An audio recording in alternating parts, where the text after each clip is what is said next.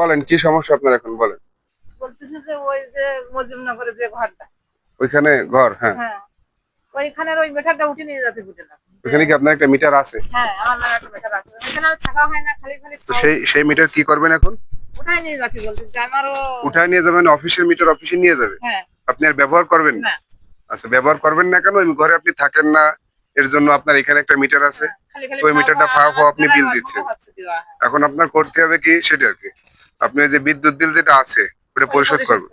পরিশোধ করে ওই যে চালান অফিসে যাবেন, যে ওইখানে যে বললে হবে যে আমি মিটার আর ব্যবহার করবো না, আমি মিটারটা অফিসে জমা দেবো, আমার কি করতে হবে, এখানে তো একটা ফর্ম আছে, ওরা পূরণ করে দেবে, সবকিছু রেডি করে আপনার কাছে দেবে।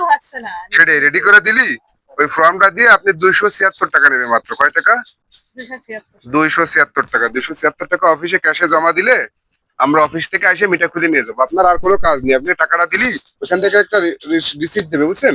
ওই 276 টাকা জমা দেবেন না, ওটার একটা রসিদ দেবে, ওই রসিদটা নিয়ে আপনি চলে আসবেন।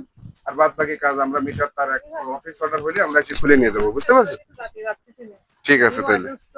মিটার ব্যবহার না করলে এই প্রসেসে আপনার ওই নিয়ম অনুযায়ী কাজ করলে আমরা, আপনার আর কোনো কাজ নেই তাহলে। অফিস থেকে আমরা সেই 2-3 দিন 5 দিনের ভিতরে এসে আমরা মিটার আর তার খুলে নিয়ে যাবো। তাতে করে আপনি আবেদন দেওয়ার পরে আপনার আর বিদ্যুৎ বিলও আসবে না, বুঝলেন?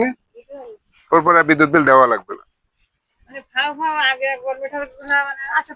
না, প্রত্যেক মাসে আপনি ব্যবহার না করলেও তো আপনার মিনিমাম চার্জ আসবে, আসবে না? এখন আপনি ওইভাবে গেলে আবেদন করলে হবে, ঠিক আছে?